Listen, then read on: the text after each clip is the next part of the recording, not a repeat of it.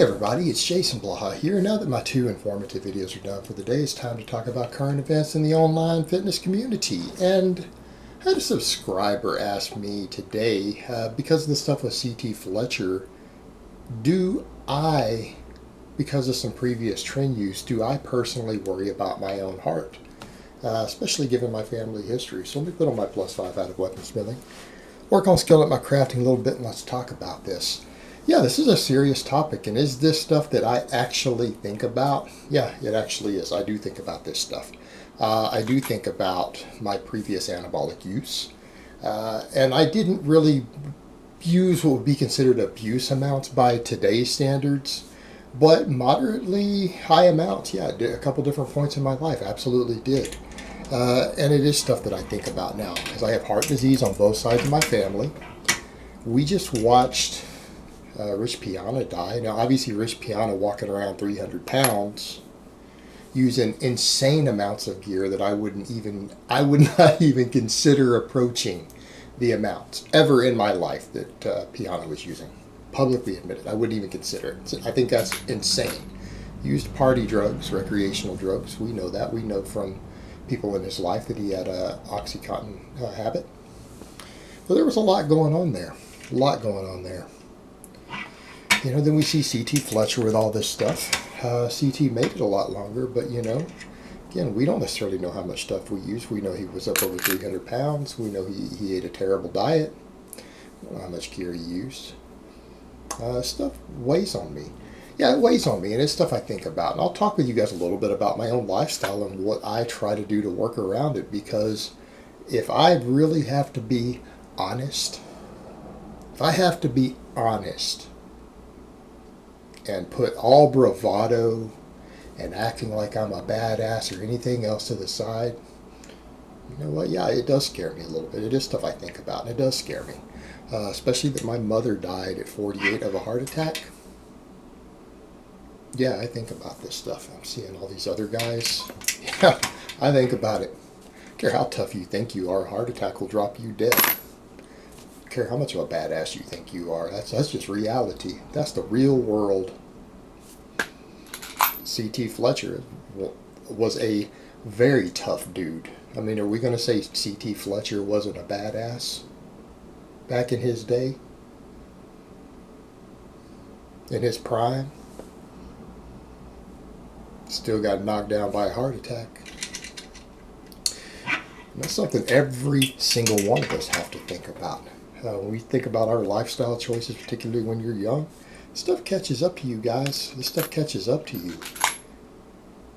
And that's something I think I really am going to continue to talk about a lot more as my YouTube outreach continues to grow. Stuff I'm going to talk about. We've got to talk about health. We have to.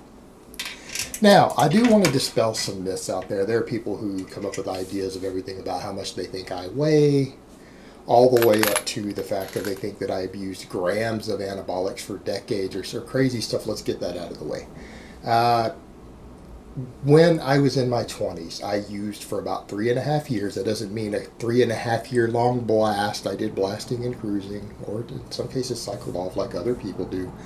But my gear use lasted less than 4 years. From the time my first cycle started till I came completely off the gear was probably less than 4 years. Did I use up to a gram? Yes, I did use up to a gram at a time through my 20s. Absolutely did. Look you dead in the eyes. Yeah, I did do that. Did I ever do 2 grams, 3 grams? No, I didn't. Did not. But the things that I've got to think about the most are the nandrolone and the tren. Now, I didn't use huge amounts of tren. Again, people seem to think what we were using back then is like what guys are using now. I use like 50 milligrams 3 times a week. It's 150 milligrams of tren a week. This guy's now doing that every day. Every day. I meet guys who do that every day. Crazy. Absolutely crazy. Now, that was during my 20s. But I did use up to 500 milligrams of nandrolone a week sometimes. At least 3 different times I ran a cycle at 500 milligrams of nandrolone to coinate. I worry about that with the atherosclerosis and the studies we've seen on that stuff. Heart disease on both sides of my family. Yeah, that's a little bit scary. Did I use nandrolone again in my 30s while I was living in the UK? Yes, I did. Now, a lot of people are like, well, we saw you post somewhere that you would use Tren. I tried some British Tren, and I can tell you it was not real Tren. I used to get real Tren back in my 20s in Texas, and I can tell you right now, British Tren, from my experience, the stuff that I tried was not real. It was not Tren. I think it was just test prop because it didn't have Tren side effects. It was not the real deal. But I did use some nandrolone there. In my experience, the nandrolone there is about half dosed. So I ended up using about, again, 500 milligrams for about 12 weeks while I was in the UK. While on YouTube, let's just have full disclosure, with my TRT. I added that into my TRT test. So, yeah, I did throw that in on top of it. So that was back then. Now that I'm here back in Texas, I've been doing TRT, guys. Again, contrary to a lot of myths, people are like, you're blasting your guys. I'm on 125 milligrams prescription from my doctor. That's what I use. All right, I get blood work done. My blood work's looking good. But again, my total sum use outside of TRT, which when I talk about TRT, I don't mean lob liner TRT. I mean legitimate, in the normal range TRT with blood work, not using 300 milligrams or whatever and calling it that. That's not what we're talking about. I have less than a decade, way less than a decade of actual real anabolic use through my entire life. I'm 41 now. So, and that's counting downtime. All right, so I had a few years in my 20s and a couple of years in my 30s. Not decades. I didn't abuse grams of gear. So again, contrary to the myths out there, also I'm not 250, 260. All these people say I'm 300 pounds and really fat. Guys, you've seen enough pictures of me standing up, videos of me standing up training. I don't have a big gut. I weigh 225. That's what I weighed in at the doctor last week. And actually I was happy. My vitals looked pretty good. Will I probably eventually drop my body weight further down? Yeah, I did a cut. I dropped down to 220, and then after going to recomp, I picked up a few pounds because you're going to regain some water weight. So I weighed in at 225 the other day, last week, at the doctor's office on his scale. I measured 5 foot 9 inches in height. Again, it's in my medical records. So I'm 5'9", 225. My blood pressure was 130 over 75. So a little bit of a gap between the systolic and diastolic, but 41's okay. My resting heart rate was 75 beats a minute. Ideally, would I like that to be a little bit lower? Yeah, 75 is okay. It's in the healthy range. And particularly being 41 and over 200 pounds is actually really good. But my history of heart disease, history of anabolic use, I don't think being in the okay, it's okay, it's probably not really where I want to be. I should probably try to bring that down. Ideally, I'd like to maybe get my conditioning to the point to where my resting heart rate is 70 or less, maybe under 70.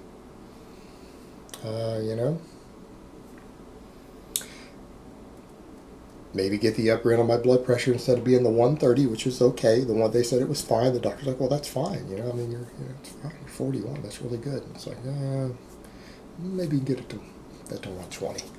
Might be a good idea. So what am I doing about all this? My lifestyle, guys. I think about this stuff. That's why I do cardio every day now. I do cardio every single day. Cardio every day.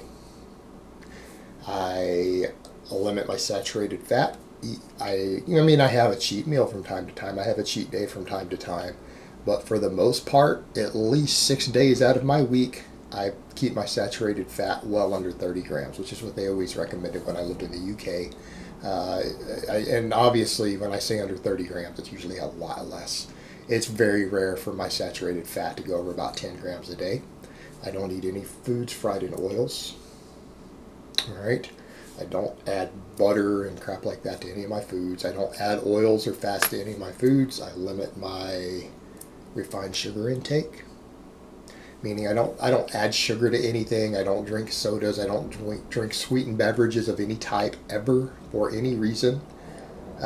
Do I occasionally use some sauces? Like in my chicken and rice, do I sometimes use some sweet and sour sauce? Yeah. But any thing I get like that is going to be limited to sauces and things that I might cook with. I don't run around adding sugar. I don't keep a bag of sugar in my house. I don't eat sugary cereal. I don't have soda. I limit those things, right? Because again, these are things that we know are going to contribute in the long term. So yeah, I don't eat foods that are going to tremendously elevate either my triglycerides or my LDL cholesterol. I try to make sure I eat a variety of fruits and vegetables. I eat green vegetables every single day. Some type, whether it's spinach, broccoli, those are usually my go-tos. I mean, sometimes I'll do various veggie mixes and throw them in my rice or whatever. But I try to eat something green. Several servings of it every day, a variety of fresh fruits and vegetables. I try to keep my fiber high, get saturated fat low, no fried foods. I limit alcohol consumption. I do drink. I don't get drunk. I try to be a social drinker. If I'm in a social environment drinking, I nurse one drink.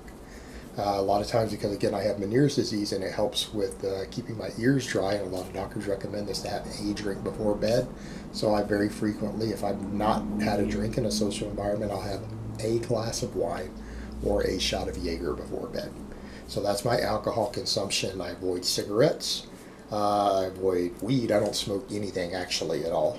I do not smoke anything because, again, impact on blood pressure. So I completely avoid tobacco, marijuana, smoking of any type. I don't use recreational drugs of any type.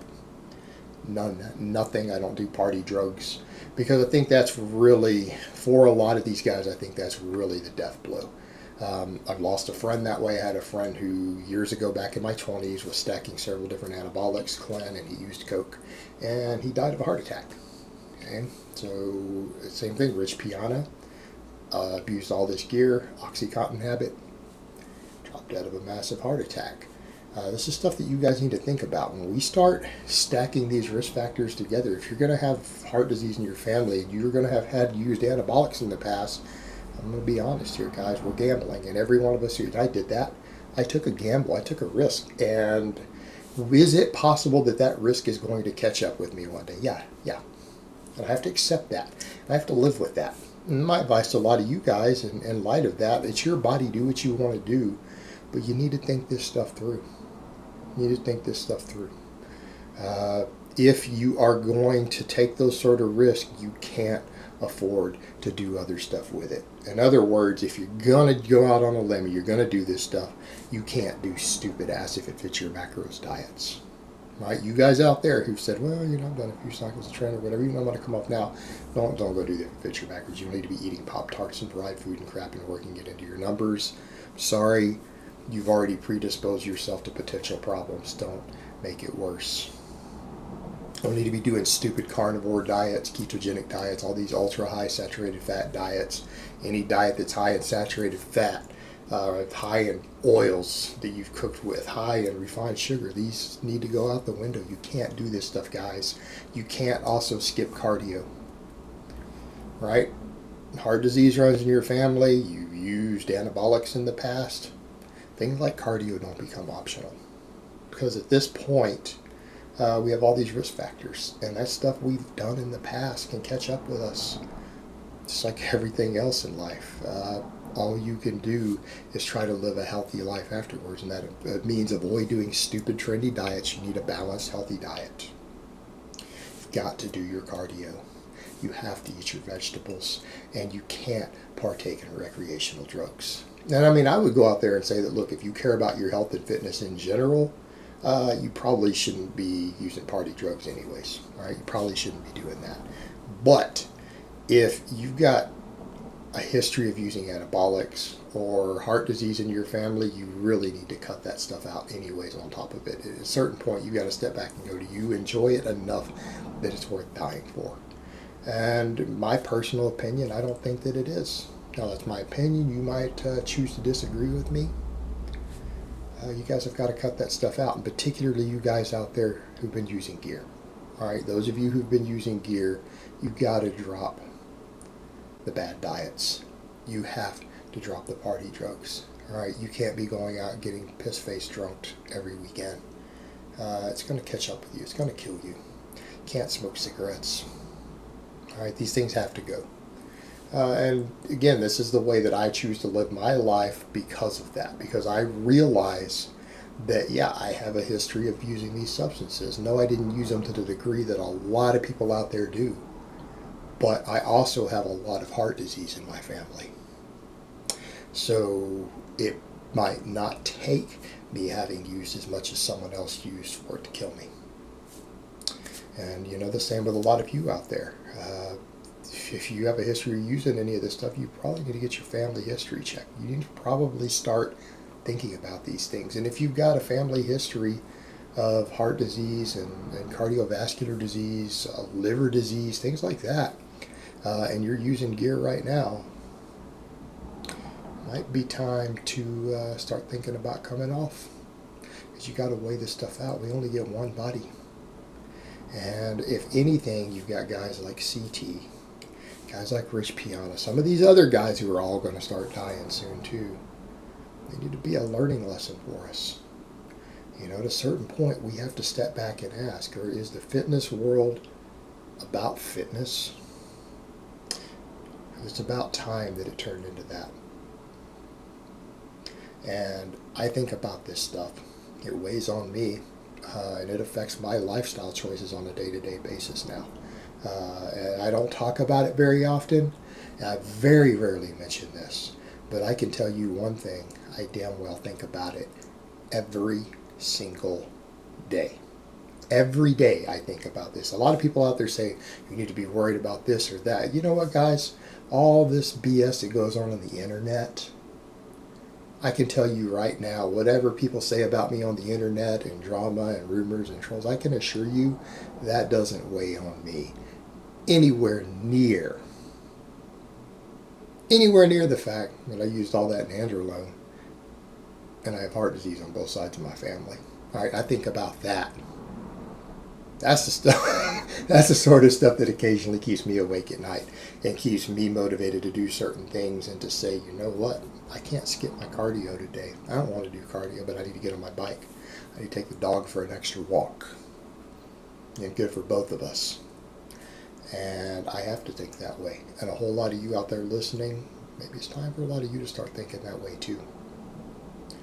All right, guys, but that's really all I have to say on that today. I hope it's been informative, and I will talk to you guys next time.